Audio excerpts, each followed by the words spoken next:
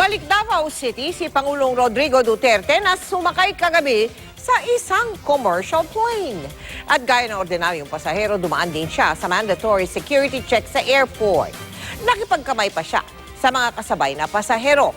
Umuwi ang Pangulo sa Davao sa kabila ng umano'y bantaroon ng grupong ISIS. May security threat, ISIS threat daw sa Davao ngayon, sir. Hindi sa akin. Abak sa akin. I heard they're offering billions. I do not to read. You have your vice president. Kaya nga tayo may vice president eh. Sabi ng Malacanang, ang pagsakay ng Pangulo sa commercial plane ay pagbibigay halimbawa sa iba pang kawani ng gobyerno na huwag humiling ng VIP treatment.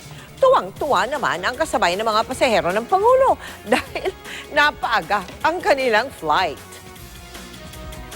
Palagay ko, kung hindi kasabay ang presidente, baka delayed pa to eh.